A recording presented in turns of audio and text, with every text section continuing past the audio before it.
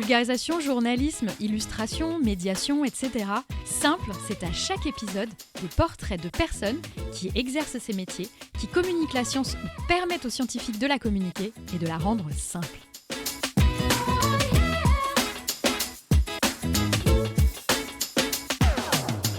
Bonjour et bienvenue dans ce nouvel épisode de Simple. Aujourd'hui, je reçois Aïna Queiroz. Bonjour Aïna. Bonjour. Et toi, tu es conférencière, autrice et podcasteuse. Exactement. Alors, tu as énormément de trucs à nous raconter parce que tu as vu à la fois le privé, là tu es depuis quelques temps indépendante. Donc j'ai vraiment hâte que tu nous racontes toutes tes expériences. Mais d'abord, alors je pense que conférencière, autrice et podcasteuse, ça veut un peu dire direct quelque chose, mais qu'est-ce que c'est que ton job ? Qu'est-ce que tu fais ? Quel type de conférence, autrice, quel type de trucs t'écris, etc. Raconte-nous ton job d'aujourd'hui. En fait, le lien commun, ça va être le raconter des histoires. Moi, je raconte tout le temps des histoires sur le vivant, sur les animaux, les plantes, les bactéries. Et c'est un peu ce qui m'a animée dans cette envie de travailler dans la biodiversité. Et en fait, concrètement, conférencière, ça consiste à raconter des histoires pour des entreprises ou des institutions. Je suis payée à préparer un contenu qui va permettre à l'entreprise ou l'institution de réunir ses collaborateurs ou de réunir des personnes pour s'immerger dans une histoire avec moi. Trop bien. Par exemple, pour une conférence, j'essaye de faire des formats de plus en plus immersif, ça veut dire que mon but, c'est qu'on se mette, par exemple, dans la peau d'une plante. Ouais. Je l'ai fait pour une marque qui cherchait à mettre tous ses salariés dans la peau d'une plante et comprendre quelle pourrait être leur sensibilité. Donc en fait, tu as fait la conférence genre à la première personne. Exactement. Je pars à un moment donné, j'essaye vraiment de mettre toute l'audience vraiment à contribution, et toujours sur des faits scientifiques. Je sais que sur les plantes, il y a beaucoup de poésie, on raconte beaucoup de choses sur leur communication qui sont pas toujours fausses, mais parfois vraiment romancées. Non plus, ouais. Mon but, c'est de rester évidemment avec je suis scientifique, donc je resterai toujours avec des sources bibliographiques et une recherche qui est faite sur les travaux publiés, mais pour autant, je me permets dans la forme et la manière de faire ma conférence un ton qui sera plus décalé. Et je fais pareil, finalement, pour les podcasts, où j'aime bien raconter des histoires d'une espèce vivante avec un ton différent que celui que j'aurais pu faire quand j'avais plutôt une casquette universitaire ou de chercheuse dans les laboratoires privés. Et pareil pour les livres. Les livres, c'est souvent des livres collectifs auxquels j'ai pas mal contribué, où je donne ma vision sur un sujet d'expertise, comme les animaux qui se soignent avec l'animal médecin. Et à travers ça, c'est la zoopharmacognosie qu'on a zoopharmacognosie. C'est une discipline. D'accord, parce que je pensais que tu allais dire pharmacologie, et là tu m'as non, c'est encore tu plus m'as pompeux. Surprise. Ouais, c'est quoi ? Zoopharmacognosie, c'est la science des animaux qui se soignent. Pendant très longtemps, on avait du mal à vraiment mettre ce mot-là. C'était un peu considéré comme une recherche un peu empirique, et aujourd'hui, on a depuis une 50aine d'années des chercheurs qui étudient de manière très granulaire les comportements animaux, pas que les primates. Moi, j'ai beaucoup travaillé sur plutôt les grands singes, gorilles, chimpanzés, mais en fait, il y a toutes sortes d'animaux, des oiseaux, des insectes qui se soignent.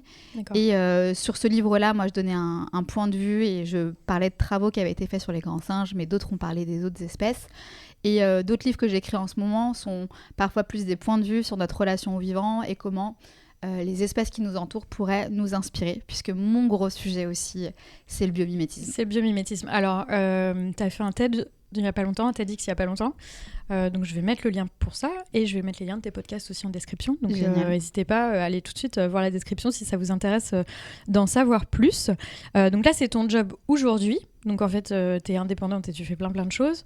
Comment t'en es arrivée là ? C'est quoi ton parcours ? Donc t'as dit que t'étais scientifique. On retourne là ? Ouais, on y va. Écoute, à la base, j'ai choisi de faire des études en biologie.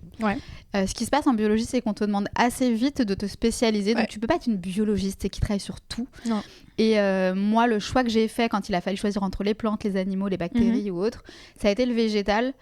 Pour plusieurs raisons, j'imaginais que c'était un peu sous-côté côté recherche, donc il y avait potentiellement plein de choses encore à découvrir intéressantes. Le modèle animal me questionnait parfois parce que tu étais parfois obligé de travailler sur des modèles animaux, donc faire des tests sur eux. Donc j'ai choisi le végétal et je m'y suis tenue un moment. Alors au début, avec un court passage en recherche académique où là, je travaillais sur une plante modèle Arabidopsis thaliana et on cherchait à comprendre, entre autres, quels étaient les gènes impliqués dans la résistance au sel. Et c'est quoi comme plante en vrai Arabidopsis thaliana, c'est une plante qui fait partie de la même famille que la moutarde. D'accord. Et c'est vraiment une plante modèle que la recherche connaît tellement bien qu'on connaît parfaitement son génome. Et donc, c'est sur elle que c'est intéressant de faire des découvertes. Ouais. Pour autant, on ne peut pas dire qu'elle a un grand intérêt d'un point de vue agro. On ne peut pas dire qu'elle soit particulièrement intéressante, mais c'est une plante modèle. Trop bien. Et donc là, tu as fait une thèse ? Non, c'était vraiment un premier pas dans mon master en recherche académique. D'accord. Donc et c'est vraiment là que j'ai senti que de toute façon, je ne ferais pas carrière dans la recherche académique pour plein de raisons, même si j'ai adoré cette expérience et que j'ai repris un parcours pour plutôt diriger des équipes de recherche, mais dans le privé. Ok. Donc là... C'était quoi Qu'est-ce que ça fait juste après ? J'ai repris une formation qui était donc à l'ICIPCA et qui me permettait d'étudier le végétal pour des applications diverses et variées. Ouais. Et j'ai intégré un laboratoire pour gérer une équipe de recherche dans un laboratoire privé. Ouais. Et là, j'avais la chance de chercher des nouveaux sujets en lien avec plusieurs industries comme la nutra, la cosmétique ou la pharma. Et on devait trouver des plantes avec lesquelles on pourrait améliorer le bien-être ou la santé des humains. Nutra, c'est nutrition. Exactement. Ok. Nutraceutique, Et nutra quoi ? Nutraceutique, c'est un mot pour parler de... C'est excellent. C'est les ingrédients associés à la nutrition. Excellent. T'as vachement voyagé, non ? T'es allé voir plein de plantes Pas mal. Le sujet qui m'a fait le plus voyager, c'est le sujet des zones bleues.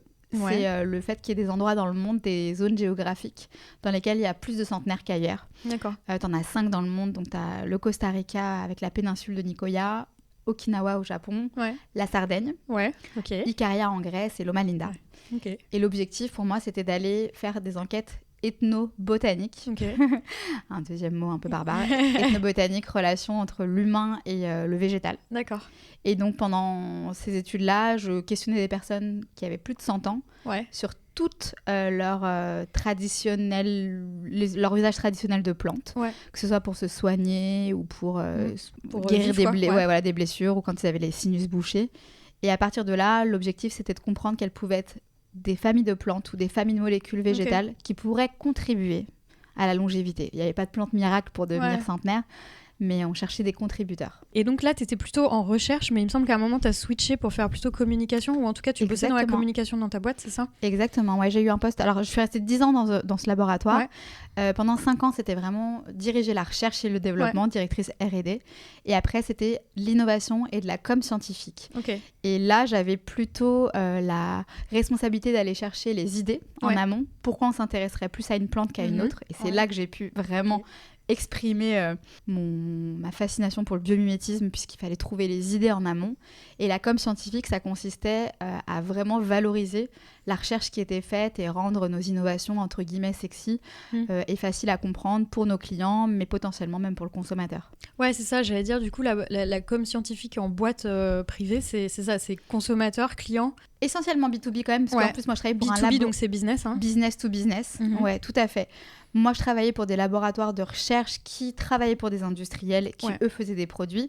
Ce qui fait que c'était à eux qu'on parlait avant tout. Donc, c'était scientifique. Pourquoi est-ce que en fait, vos découvertes ou vos produits ou les molécules que vous aviez mises au point étaient importantes pour eux ? Exactement. Donc là, la com scientifique, c'était de faire des posters, des conférences, des articles, beaucoup de supports qui étaient quand même très scientifique, mais qui devait être digeste. Et il y avait aussi vocation à rendre nos sujets intéressants aussi pour le grand public. Donc ça, on l'a fait au travers d'articles ou de conférences plus grand public. On est allé à la Biomime Expo. C'était vraiment le but de parler à une audience un tout petit peu plus élargie que juste nos clients. Du podcast, on a fait d'autres formats qui nous permettaient d'avoir accès à des consommateurs, à des clients, à des gens comme toi et moi. Mais c'est hyper intéressant justement parce que je pense qu'on est habitué à voir la com scientifique comme un truc pour le public, mais on pense pas qu'il y a de la com scientifique justement entre business, tu vois, business to business, une boîte à ses potentiels clients, etc. Donc, exactement. C'est intéressant de voir ça. Et c'est plus même de la science que de la com. Enfin, c'est être capable de rédiger un article scientifique, technique, créer une conf ou un poster. Aujourd'hui, ça fait partie d'équipes à part entière qui s'appelle la com scientifique, la communication scientifique. Ouais. T'as fait ça pendant combien de temps ? 5 ans, t'as dit ? J'ai fait ça pendant 10 ans en tout, 5 ans en R&D et 5 ans Inno comme scientifique. Et là, il y a 1 an, écoute, j'ai pris mon courage à 2 mains, même si j'étais franchement heureuse. Hein, j'ai passé 10 années géniales. J'ai senti que j'arrivais à un stade où travailler pour une seule entreprise sur une poignée de sujets qui étaient les miens, qui étaient géniaux, que j'ai eu du mal à lâcher aussi. Ça commençait à moins me nourrir. J'avais tellement envie parfois d'aller voir ce qui se faisait dans d'autres institutions, dans des laboratoires qui pouvaient même être concurrents, que j'ai pris mon courage à 2 mains et j'ai vraiment quitté mon poste avec un super divorce. On est très content de la manière dont on s'est séparés. Et je savais, j'avais pas de plan, hein, franchement, pour être honnête. J'étais pas partie avec un business plan pour 10 ans, mais envie de continuer ces sujets que je faisais déjà, du podcast, des confs. Et j'ai eu la chance d'avoir énormément de propositions très différentes. Et j'ai beaucoup papillonné pendant 6 mois. J'ai un peu accepté tous les sujets qui me faisaient envie. Et là, je vais arriver dans une phase où je vais voir ceux sur lesquels je suis... T'es vraiment à fond, quoi. Ouais, sur lesquels je me sens efficace. Ouais, au début du freelancing, c'est un peu ça, on papillonne, on accepte plein de choses, et puis au bout d'un moment, on est plus stable, on se permet de dire non. Je pense que la première fois que tu dis non, c'est le moment magique où tu dis, mais je peux dire non. Exactement. C'est que je suis assez stable et que je sais que j'ai assez de clients pour pouvoir dire non et que je vais avoir des choses. C'est complètement différent, du coup, par rapport à avant, à la boîte, ou... Oui, je dirais que ce qui a changé, alors par exemple, quand on prend juste le sujet de la conférence, j'en ai toujours fait en fait. Même quand j'étais... ça fait plus de 10 ans que je fais des conférences, sauf que la manière dont maintenant je peux construire une conférence n'a rien à voir avec comment je devais le faire. Avant, le deal, et c'est logique, c'est que je devais valoriser quelque part une innovation, j'avais quelque chose à vendre. Et tôt ou tard, il fallait quand même qu'on entende que ce qu'on avait fait était génial, voire mieux tu vois, que ce qui existait sur le marché. Et ça, je pense que ça faisait partie du deal et j'étais pas contre, mais j'ai été très contente après de pouvoir faire des conférences où j'étais à 100% là pour raconter une histoire et valoriser des histoires plutôt d'un crabe, d'une mouche, tu vois, ou d'une plante. Ça m'animait plus. Et du coup, quand on retourne en arrière, là, on est reparti sur ton parcours, mais si on retourne, je sais pas combien de temps en arrière, c'est quoi ta vraie première expérience de communication scientifique ? Parce que j'ai l'impression que tu as toujours raconté des histoires. C'est quoi la première, du coup ? La toute première, celle qui me vient, c'est vraiment une expérience en CM2. Tu sais, tu fais des exposés. J'aime bien, on est remonté loin. En CM2, on avait le droit de faire un exposé. Il me semble que c'était même pas sur la nature. Les gens pouvaient parler d'une recette de cuisine. Enfin, c'est juste pour nous faire prendre la parole, j'imagine. Et moi, j'avais choisi les chimpanzés. Sur papier canson, tu sais, c'est vraiment à l'ancienne. Ah non, mais j'avais fait la même, évidemment. Bah oui, tu découpes des images. J'avais photocopié des livres que j'étais allée prendre à la bibliothèque du quartier. Et il y avait un livre qui m'avait particulièrement plu, qui, ça se trouve, si je retombais dessus, il y a beaucoup de choses fausses, peut-être, parce que c'était il y a 30 ans. Mais à l'époque, il voulait expliquer la différence entre le développement d'un bébé chimpanzé et d'un bébé humain. Ce dont je me souviens, c'est que ce livre expliquait que pendant 3 ans, en gros, le chimpanzé se développait mieux que nous sur le plan cognitif et qu'en gros, l'humain, après 3 ans, le dépassait. Alors, c'était très à l'ancienne sur la comparaison des intelligences. Je pense qu'aujourd'hui, ce genre de livre n'existerait plus.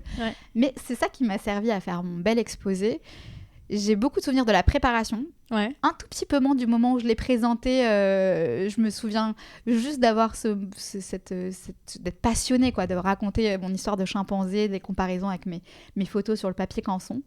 Et à partir de là, je n'ai jamais quitté ce sujet de biodiversité, d'animaux, plantes. À chaque fois que j'avais l'occasion d'avoir un sujet libre, je choisissais ça assez facilement. Excellent, donc tu le savais assez vite en fait. Hein. Pour autant, je t'aurais jamais verbalisé que c'est ça que je voulais faire plus tard. Je pensais même pas que c'était un métier, donc j'aurais pas pu verbaliser ça. Non, mais je pense que c'est un truc qu'on a au fond de nous. Moi, j'étais un peu pareil, tu vois. Mon premier exposé, c'était sur les vaches.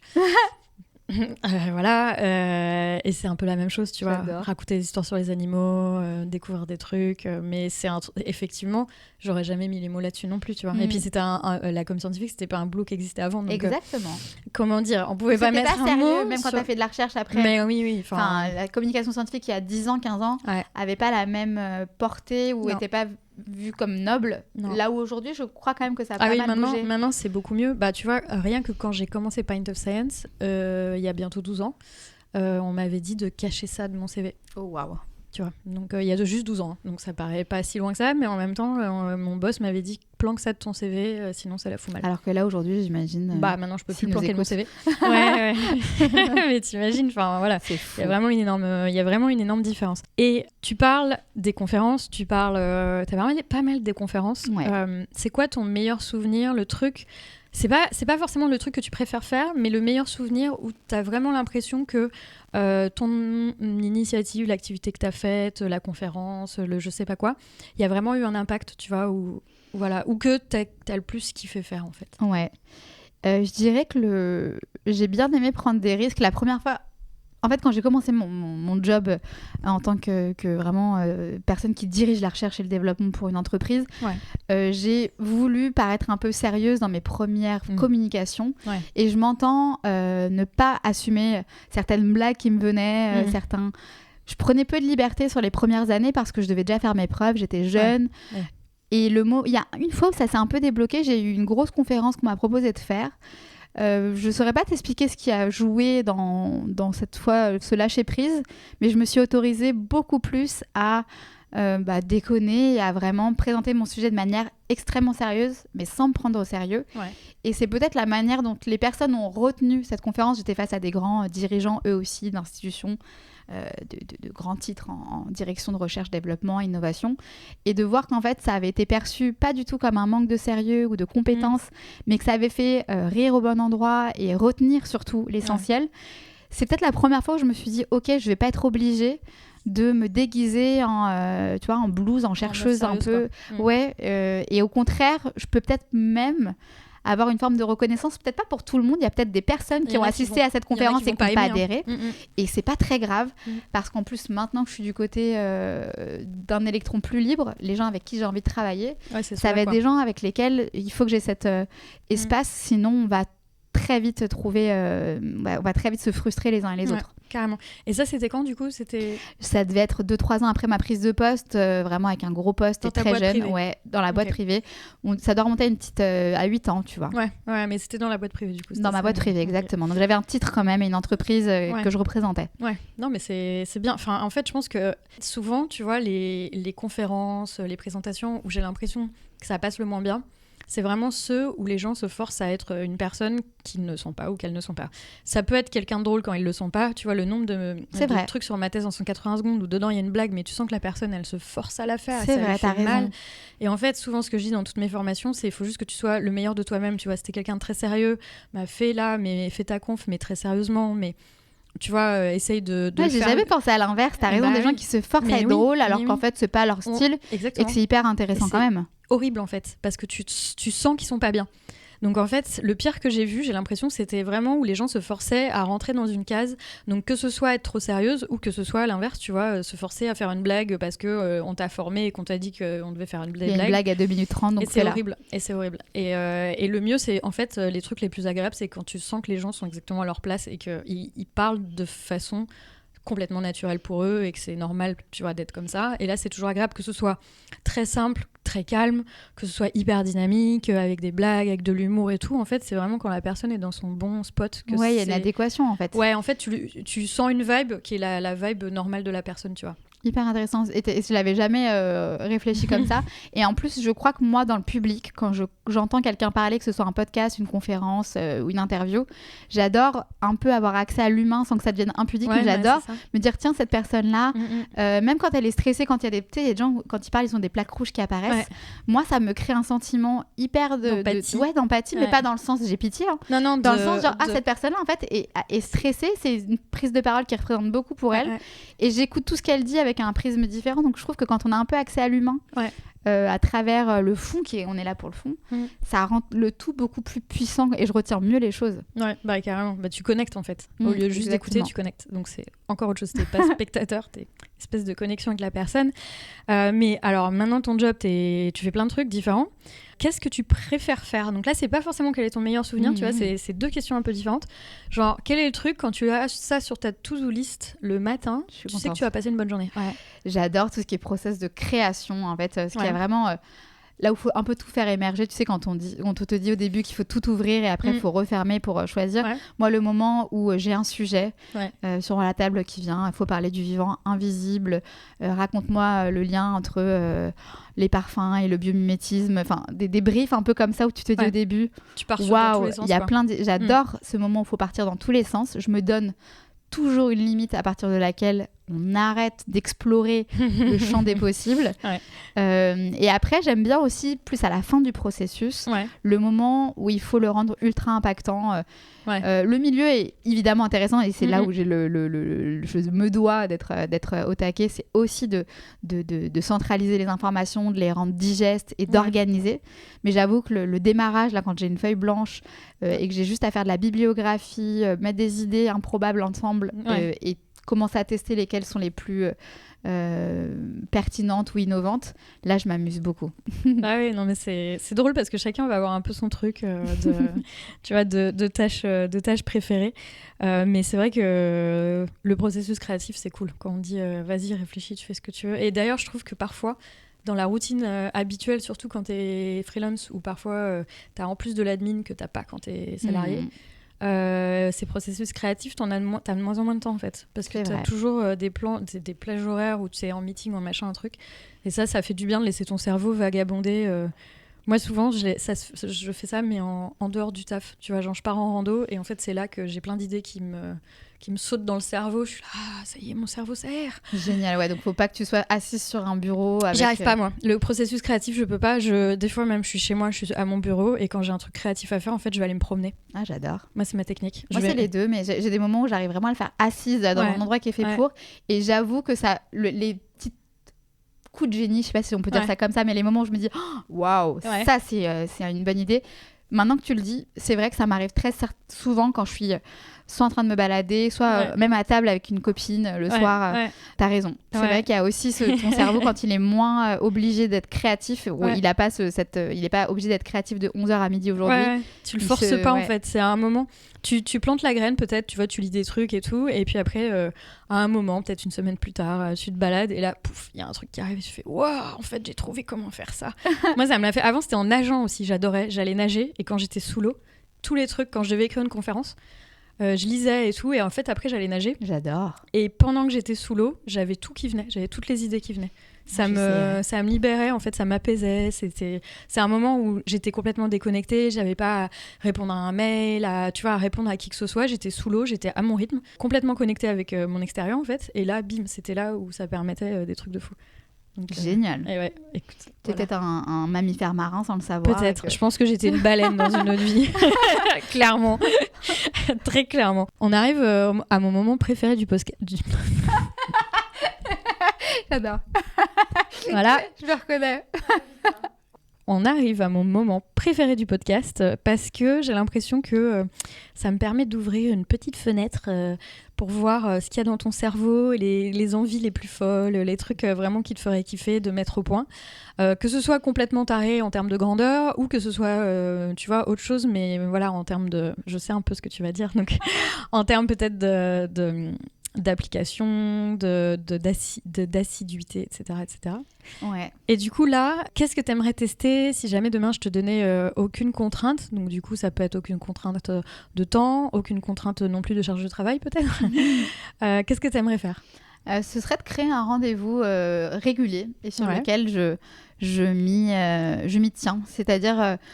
moi, je rêverais un jour d'avoir potentiellement une chronique que je tienne au moins 1 an ou 2, avec un rendez-vous hebdomadaire, mensuel, peu importe. Ouais. En fait, j'ai toujours fait des débuts de chroniques pour moi-même avec mon podcast ou pour des médias, à la télé ou pour des médias plus radio, et j'ai adoré le faire, sauf que je me suis laissée vite embarquer par le quotidien, les missions qui viennent, des projets parfois à plus long terme. Mais ça, c'est un projet de longue haleine que je trouve vraiment chouette, et moi, en tant qu'enfant, j'ai adoré consommer. Bah oui, c'est ces moments, ces rendez-vous. C'est ce qu'on avait quand on était gamin en fait. Exactement. On se retrouvait le mercredi 17h ou tel jour après l'école pendant le goûter. Et t'avais tous les trucs de notre jeunesse, j'allais dire enfance, mais jeunesse. Il était une fois la vie, C'est pas sorcier, E égale M6. Ouais. J'attendais avec impatience le prochain rendez-vous. Ouais. parce qu'il y avait une promesse derrière et clairement quand il mettait des rediffs, j'ai un peu ce souvenir de me dire non. Ouais. Je voulais ma dose de nouveauté et j'adorais créer ça et ça demanderait effectivement sûrement des moyens et du temps que j'allouerais à ça, tu vois. Mais je serais assez fière de moi. Alors c'est pas obligé d'être tout de suite parce que j'entends que je sois encore dans une phase où j'explore énormément d'opportunités. Mais j'adorerais que, tu vois, même ça peut être dans 10 ans, mais que j'ai tenté pendant 6 mois, 1 an, une chronique sur un grand média ou un média indépendant où je me force, mais avec plaisir, du coup, à me dire mon format c'est ça dure X minutes et ma promesse à chaque fois c'est de vous apprendre quelque chose sur une espèce du vivant et de le faire avec un style qui est le mien et que ça devienne un rendez-vous. Avec le podcast, j'ai eu des prémices de ça. J'ai senti que les personnes qui avaient vraiment accroché à ce format-là attendaient avec impatience le suivant. Et quand ils n'arrivaient pas, ne se gênaient pas pour me dire on attend toujours le podcast qui est censé sortir. C'est cool. C'est assez agréable et à la fois ça te met la frustrant pression. Et tu te dis je suis pas à la hauteur de ce qui avait été attendu. Mais vaut mieux ça plutôt que les gens se disent pourvu que ça sorte pas tout de suite. Ou qu'ils le voient même pas passer, tu vois. Mais et comme je trouve que d'avoir moi-même je consomme des contenus, des podcasts ou autres et avoir la petite notif qui me dit que l'épisode vient de sortir ou la newsletter est disponible, j'adore ce moment-là. Ouais, j'avoue, moi c'était certaines vidéos YouTube où j'attendais. C'est Manon Bril qui nous avait super bien entraînés en termes pavloviens. Tu sais, le réflexe, t'as un bruit, t'associes ça à un truc. C'était les vidéos le mercredi, à midi, t'entendais la sirène. Tu sais, la sirène d'alarme dans les villes pour tester tous les premiers mercredis du mois. Très bien. Voilà, et la vidéo sortait à ce moment-là. Et c'est clair, dès que j'entendais ça, j'étais là, nouvelle vidéo. Trop bonne idée. Et c'était pas mal, mais c'est vrai que voilà, on est dans un monde où tout est à la demande au final, mais c'est vrai qu'avoir des petits rendez-vous comme ça fait trop plaisir en fait. C'est presque, tu vois, des calendriers de l'Avent, mais au lieu que ce soit tous les jours. Exactement. Et moi, je suis très sensible à ça pour de l'autre côté, quand une personne me fait une promesse, je peux être très très ça me rend beaucoup plus fidèle à un format et j'adore cette promesse là. Donc si je pouvais la tenir un jour, ce serait un sacré défi. C'est dur hein, mais oui, toi tu le fais avec ton podcast. De temps en temps en fait, je me force. Il y a des moments par exemple là c'est toujours lié à Pint of Science, c'est-à-dire que entre février et septembre, ça va être très compliqué, mais ou février et l'été et généralement de septembre à Noël. Donc là, j'ai réussi à tenir. Alors c'est pas sans sacrifice hein. Ouais, c'est ça. Mais tu peux pas tout faire, mais ça tu t'y tiens. Non, mais bravo. Voilà. Franchement, c'est cool. Alors, je sais pas si vous qui écoutez, ça vous plaît. J'espère que vous aimiez recevoir cette petite notification le lundi matin comme quoi l'épisode est sorti. Mais c'est vrai que, c'est, surtout en tant que freelance, ça te demande un boulot un peu différent parce que comme parfois, tu as des charges de boulot qui sont vraiment très différentes entre les différents mois. Tu vois, par exemple, septembre, j'étais plutôt calme. Novembre, là, je suis vraiment au bout du bout. J'ai vraiment trop de taf. Du coup, tu vois, assurer ça, toujours être capable. Avant septembre, j'avais 4 ou 5 épisodes d'affilée, d'avance, déjà à charger et tout. Là, je fais au jour le jour. C'est-à-dire qu'il y a un épisode qui sort lundi prochain, il est pas monté. Enfin, mais alors que personne ne t'y oblige, t'arrives à en fait, justement, j'avais envie de me donner cette assiduité-là. Déjà parce que je trouve que je les devais. J'avais l'impression de sortir mes épisodes n'importe quand. Et je me disais, les gens qui m'écoutent, je trouve que c'est pas cool de leur sortir un épisode et puis rien faire pendant 2 mois et puis leur sortir un épisode.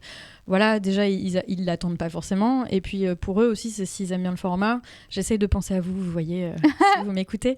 Tu vois, je me dis, quelqu'un qui aime le format, justement, c'est plus cool d'avoir se dire j'ai des épisodes toutes les 2 semaines plutôt que pas trop savoir quand ça sort. Mais voilà, après, je vais essayer de faire ça sur 10 épisodes, tu vois, et puis après, je vais peut-être faire une petite pause, mais c'est dur, hein. C'est un vrai challenge.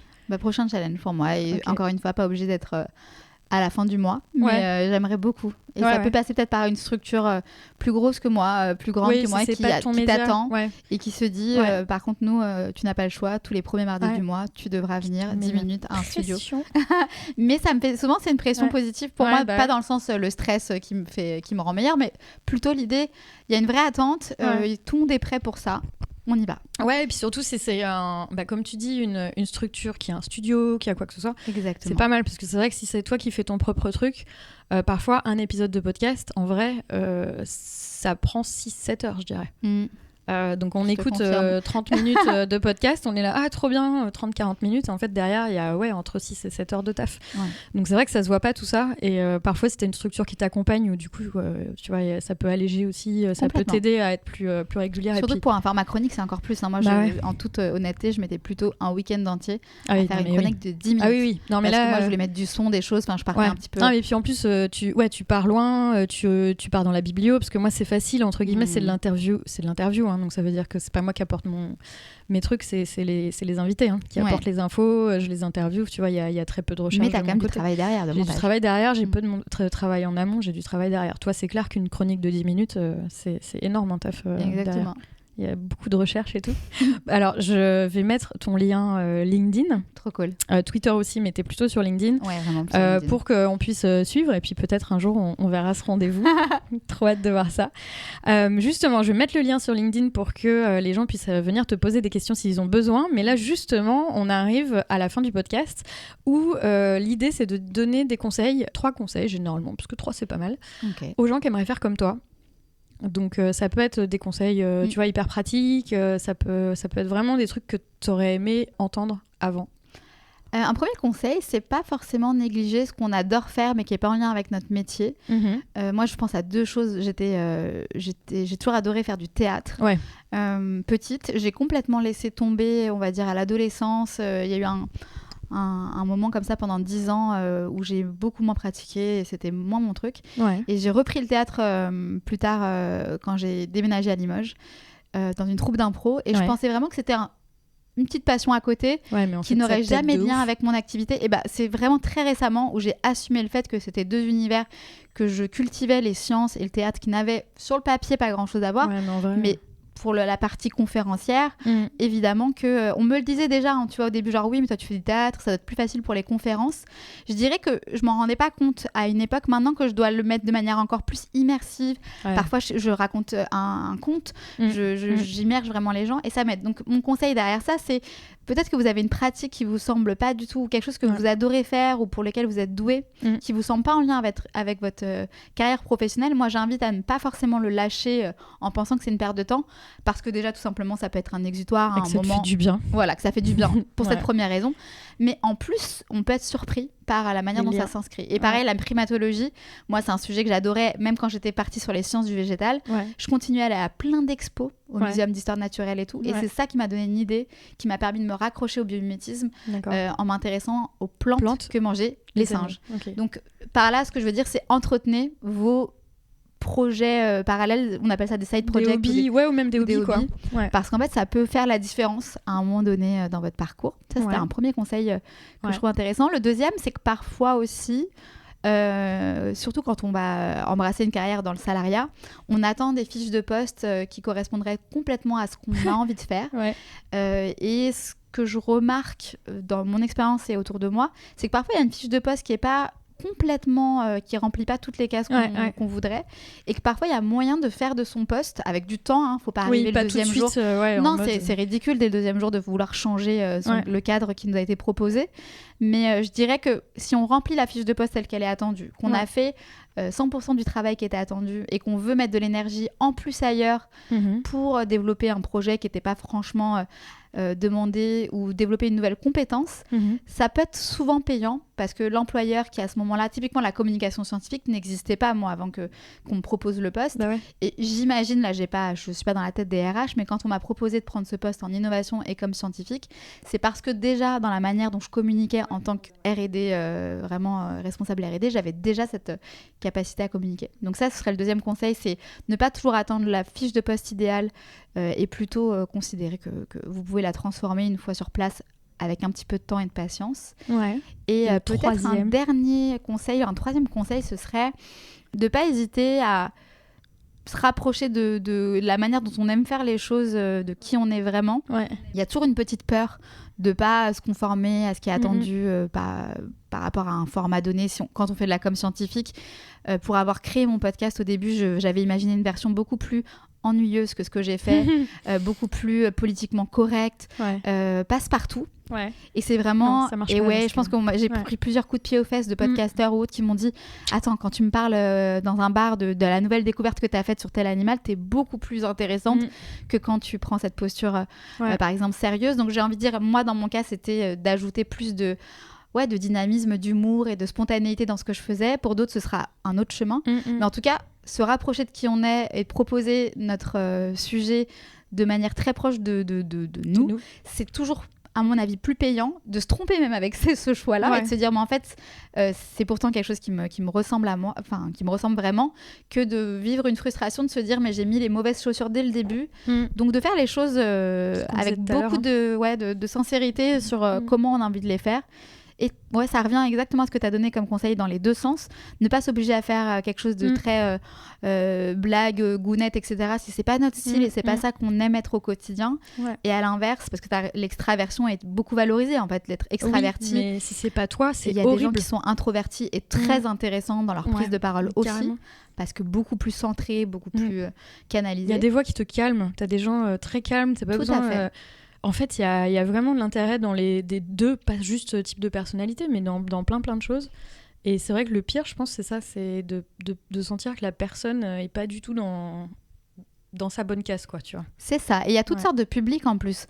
Moi, je suis parfaitement consciente que des personnes vont trouver que je parle trop vite, trop fort, que ça va...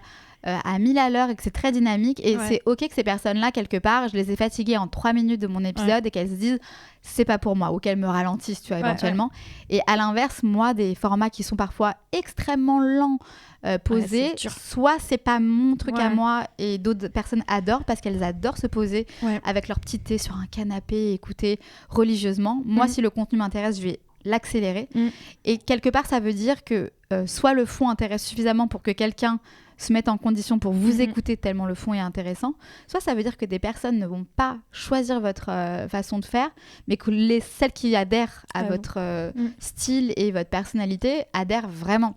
Et ça, c'est un choix que j'ai fait un peu tardivement, clairement, mais d'accepter de ne pas faire quelque chose de trop lisse ou trop tiède, parce qu'au moins, ceux qui aiment pour les bonnes raisons, pour vraiment les bonnes raisons du format et sont plus fidèles. En fait, c'est souvent ce que je dis si tu essaies de convenir à tout le monde, tu conviens à personne. Exactement. Parce que un truc tiède qu'on retient pas. Ouais, c'est ça. Il n'y a pas de personnalité. Voilà, ça passe trop partout, mais du coup, ça passe nulle part. Alors que, effectivement, surtout qu'on est dans un monde où il y a énormément de contenus différents. Il y a plein de choses. C'est pas comme s'il y avait juste une possibilité de lecture, de trucs à écouter. Il y a vraiment plein de contenus, plein de choses. Donc, vaut mieux s'assumer. Vaut mieux se dire, ok, je vais pour ce genre de truc. Parce que il y aura toujours un public qui va aimer ce genre de choses, en fait. Et il vaut mieux, comme tu dis, trouver des gens qui vont vraiment kiffer et qui vont vraiment être à fond sur ton truc, plutôt qu'essayer d'être un peu à côté. Et voilà. Enfin, c'est vraiment ma phrase. Moi, je la sors, mais je pense à chaque formation. Je dis, si tu veux essayer de plaire à tout le monde, tu ne plairas à personne. Oui. Et quelque part, même quand on ne plaît pas à quelqu'un, c'est pas qu'on est mauvais, c'est juste qu'on ne répond pas à ce qu'il aime écouter et voir. Et ça ne dit rien sur toi, en fait. Moi, il y a des personnes auxquelles j'accroche pas et pour autant, j'estime pas qu'elles sont mauvaises dans ce qu'elles font. J'estime juste que je suis pas la bonne personne et que je suis pas sa cible. Et c'est très différent quand tu vois aussi les choses de cette manière-là, toi en tant que consommateur de contenu ou de prise de parole.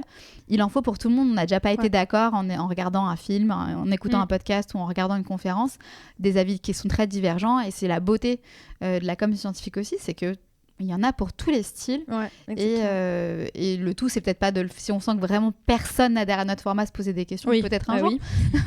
Mais concrètement il suffit qu'il y ait une partie des gens qui vraiment adhèrent à 100% à ce qu'on fait pour que ça suffise à respecter la manière dont on a envie de le faire. Tout à fait, j'aime bien finir là-dessus. On arrive à la toute fin du podcast. Comme je disais tout à l'heure, je vais mettre ton lien LinkedIn, Twitter, mais contactez-la plutôt sur LinkedIn, je crois, c'est plus simple, pour que les gens puissent continuer la discussion avec toi. Avec joie. En tout cas, c'était hyper cool. Merci pour tout ce que tu nous as raconté. J'ai hâte de voir tout ce que tu vas nous créer par la suite. Et voilà, donc n'hésitez surtout pas à venir discuter avec Aïna. Ce sera avec grand plaisir. Merci à toi, Elodie, c'était trop cool. À bientôt. Ciao.